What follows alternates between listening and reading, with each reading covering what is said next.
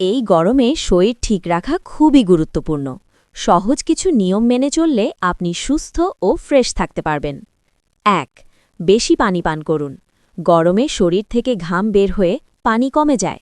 দিনে অন্তত ৮ থেকে ১০ গ্লাস পানি পান করুন। সাথে ডাবের পানি, লেবুর শরবত, ওআরএস খেতে পারেন। ২. হালকা ও ঠান্ডা খাবার খান। তরমুজ, শসা, পেঁপে, আনারস বেশি খান। ভাজা পোড়া ও তেলযুক্ত খাবার কম খান। বাসি খাবার এড়িয়ে চলুন। ৩. রোদ থেকে নিজেকে বাঁচান। বাইরে গেলে ছাতা বা ক্যাপ ব্যবহার করুন। হালকা রঙের ঢিলা কাপড় পরুন। দুপুর ১২টা থেকে ৩টের মধ্যে কম বের হওয়া ভালো। ৪. পরিষ্কার পরিচ্ছন্ন থাকুন।